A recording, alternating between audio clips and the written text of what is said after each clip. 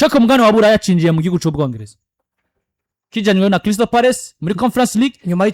y'icazanye na Aston Villa ya Emery United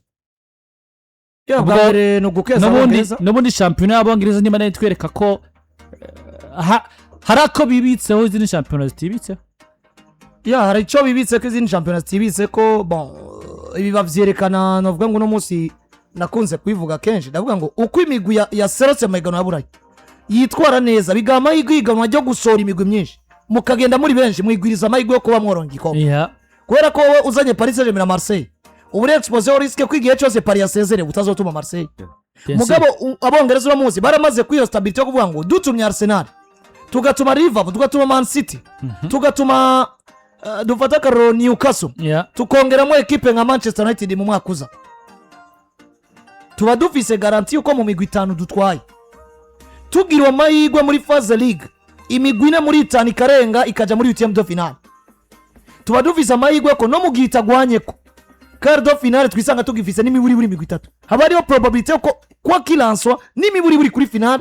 uri avantage kuronga y'umugwi gusumba uwatwaye imigwi mike rero ikindi cyo cambira Abongereza mbona kiriko kirabakomeza imigwi seruka yitwara neza yitwaye neza bigaca bituma bagirwa amahirwe mu akurikiraho gutwara imigwi myinshi n'ubu n'Imana yakinze iyo Aston Villa batsindwa kuri match ya nyuma Liverpool gatsinda bakarangiza ara bagatano batwaye na Europa League bari mpamvu yajija muri Ligue des Champions ngo bari gutwara imigwi 6 yego mugabo no munsi nawe nyene itsoke ni 5 bazotwara tugiranye ni 5 bari batwaye mwaka weze 5 batwaye mwaka weze 4 yarenganye muri 8 ya mbere bivuze ngo muri phase league bakarifiye direct muri 8e de finale imigwi 4 muri 5 umwe ucuca muri barrage rero Newcastle uca we craza equipe bita Karabag bayitsinze ibitsindo 10 ya Renal Tour nukuvuga ngo 8e de finale twari tugifise imigwi 5 yo mu gihugu cy'Ubwongereza harimo n'umugwi tubona ko ari watakaje urugero witwa Tottenham Hotspur mugabo bari bafise amahirwe kugira gute yo kuba baza gukina 8e de finale kandi 8e de finale knockout stage nubwo udakomeye urashobora kubetriza iryo igano karengana ko ari imigwi myinshi twabonye muri champion bari mibi mugabo hagera mu izingino zabure ugasanga bigize gute itiye ubwo kuko nuno munsi Crystal Palace twabonye muri Conference League n'igice cya kabiri cyabo cya saison muri Premier League biratandukanye bagize igice cya kabiri cya saison kiri catastrophique nuko gusa bari bamaze kuba bishira heza sino nabo bari gwava bisanga muri situation nk'izi za West Ham zo gwana no kudakoroka rero muri 5 batwaye 8e de finale baciye batakaza Chelsea yasezera na Paris Saint-Germain baca hari batakaje Chelsea gusa kwera ko Liverpool yasezere Galatasaray ngo muri quart de finale niyo baje kuba menace cyane ajya nibatakaje Newcastle muri quart de finale inyuma Chelsea muri 8e de finale batakaje nivyo Chelsea na equipe yitwa Newcastle ngo muri 5 baca basigarana 3 yari muri quart de finale umwe waciye usezererwa ndavuga Tottenham Hotspur basezerende muri 8e de finale basezereye kipe bari bagwanyeko kuko bace baza gusezererwa na Atletico Madrid Tottenham Hotspur 8e de finale Tottenham bavuye mu 8e de finale kuko bavuye na Atletico Madrid ngo barabaye menace cyane muri 8e de finale batakaje Newcastle batakaza Tottenham batakaza na equipe yitwa Chelsea Liverpool yari yatsinze Galatasaray Liverpool muri quart de finale yaciye isezererwa na equipe bita Paris Saint-Germain kwise home and away mu Arsenal quart de finale baciye basezerera ino equipe ya Sporting bako 8e de finale bari basezereye Bayern Leverkusen ariko kandi iyo migwi uko ari ibiri yari isigaye baca baronga amahirwe yo kumugira gute ugera muri demi finale uhageze muri demi finale ucuratena ugirwa amahirwe yo kugera muri quart de finale nako muri finale bitandukanye no muri Espagne bisanze bagerejeje muri quart de finale imigwi igera kuri ngahe kuri 3 ihagezeyo 3 Atletico Madrid FC Barcelona na equipe yitwa Real Madrid mugabo muri quart de finale deja bivaye nuko zagwanye ko imwe yategetse kugenda yitwa Barcelona cyangwa Atletico Madrid yacagenda Barca Real Madrid nayo kwa Bayern cyagira gute kiragira rero niho hano ngaruka ngavuga ngo aya n'amahirwe Abongereza no munsi bamaze kugira bivanye n'ubugi imigwi yagira seruka yagiragira gute yagira twara bino bikombe rero tugaruke kuri equipe nka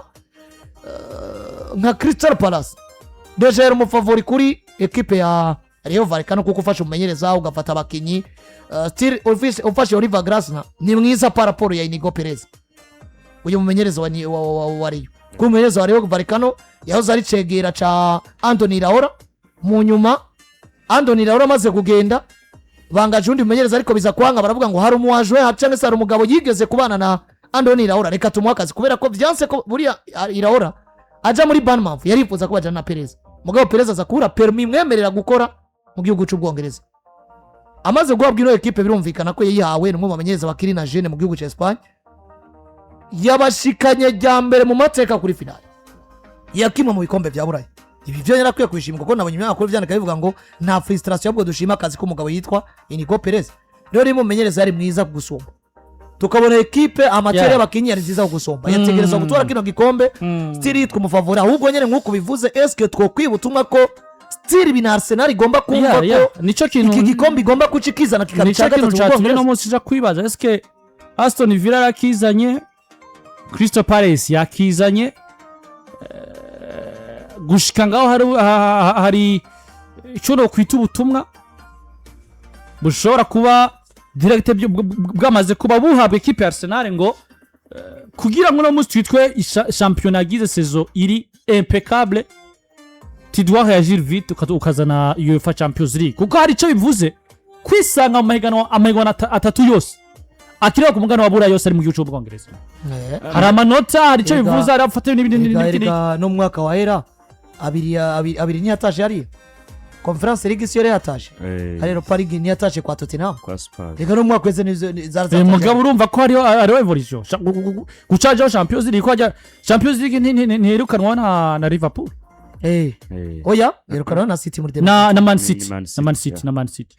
Eddie aya ma equipe yo mu gihugu cy'Ubwongereza mbere na mbere tubanze twemere ko champion abakina ubwabo irabategura kuba bitwa bakomeye Burayi sivyo nubwo buriya tuba tuvuga ngo muri Espagne Real Madrid bikomeye mu Budage Bayern bikomeye mu Butaliyani Internazionale na Juventus ziba ziga challenging yandi ma equipe gusanga hano hari competition nka Premier League nibaza ko atari ibintu byoshoboka koroha handi hano hariho hose ikigira kabiri umupira mu Bongereza si ibintu bakora kugira ngo bishimishe nakazi kabatunga bivuye kuko barakazi kabatunga n'umuco wabo buri iyo uravye Abongereza on niveau y'isi nta kindi kintu bafise badandaza atari umupira ico kintu gikomeye bafise imbere mu gihugu badandaza atari umupira rero iyo umupira wabo utameze neza biba bigoye kugira ngo uze revide place ama nuje n'ama media nta n'ama media akomeye akubita bafise uretse kuno munsi nibaza abafaransa rero bambere bafise media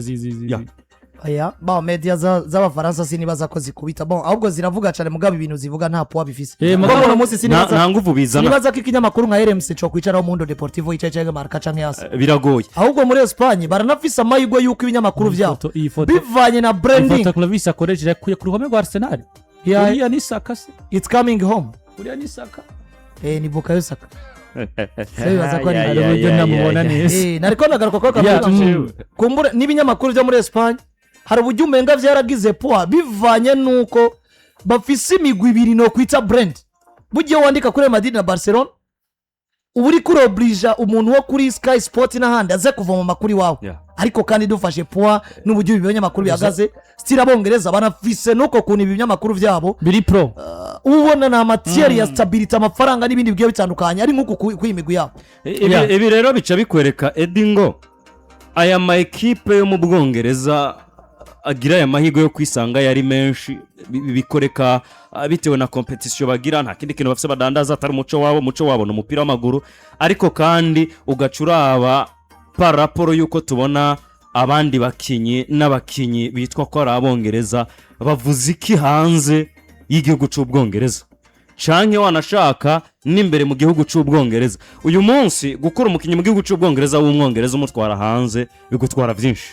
byinshi n'ama move bakora imbere muri championnat ubwayo abaremereye bigutwara byinshi gusumba ko wanashimagiye umukuri wawe aza mu Bwongereza yes uyu munsi ugiye gukora umukinyi kwa Barcelona umutwara kwa Arsenal hari kuruba wumva umenga birashobora kukorohera mu buryo runaka gusumba uko mukura kwa Arsenal n'umujana kwa Barcelona bitewe n'ibiciro aba bakinyi b'Abongereza baba bari ko bivuze ngo re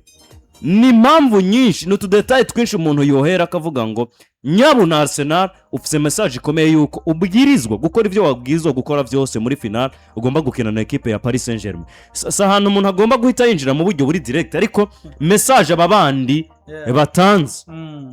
equipe ya Aston Villa ekipe ya Crystal Palace ibwira Arsenal ngo twebwe twarahagarariye igihugu tugihagararira neza wowe uri Arsenal ufise abana b'abongereza benshi muri Swat bakorera akazi utume baba beza nkuko nawe bariko baragufasha nawe ubafashe utware kino gikombe shampiyona yacu ubwo tuyita nziza kwisi ibandanye yitwa nziza we shampiyona amakipe menshi gucumbiye kwa babiri deja ari na motivation ikomeye cyane kuko narabonye abasore Clovis adufasha baseseka yari ya Budapest ko bafashe uno munsi ariko kandi wibuke ko kuva kuri journée ya nyuma ya EPL batsinze Crystal Palace batwara n'igikombe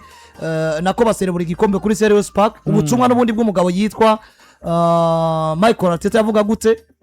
je suis sûr cyangwa je suis convaincu que nous serons champions d'Europe samedi tindize ko zoba champions d'Europe karaba abantu nkabadika nice ubona ko bari motivation barayifise still ndiko ndiyumvira kuko ngerageje kuraba matière ya detail les champions d'Angleterre ndiko ndaraba still matière ya detail je still mu favori wanje yitwa Paris agifisa ashobora kuciyongera mugabo kandi hari icyo bivuze iyo gifise ukaca wisanga kuri finale menga rero facteur nyinshi ziriko ziramotiva abantu ko iminsi yegereza menga Arsenal hari ukuntu menga abantu bariko barakira ko Arsenal izo bavitwara kino gikombe Arteta yari yavuze ngo uburyo numvise ndyohewe ntwaye Premier League bwarenze uburyo niyumvira ko nzoryoherwa yavuze ati uburyo je naryohewe byarenze uburyo niyumvira ko nzoryoherwa ati naryohewe gusumba gutwara igikombe n'ivyo bintu vya mbere biryoshe kwisi kariya kadogiyo keresa horagira kwa kundi igikombe gifise muri Tineri ari kwa Sporting geragagize no kuri Selhurst Park agishize ngaha ku rutugu agenda avuze uruwa avuga ati ndagitaje nivyo rero Arsenal na Paris Saint-Germain ku munsi wa gatandatu ubwo match tuzoyisesangurana cyane tuzoyisa ku munsi w'ejo ariko abantu bibuke still match ni 18 ni mana ya kuburyo saa 2 tuzamenya ivyayo nivyo mbere ko tuza kuraba kwa Real de Madrid twibutse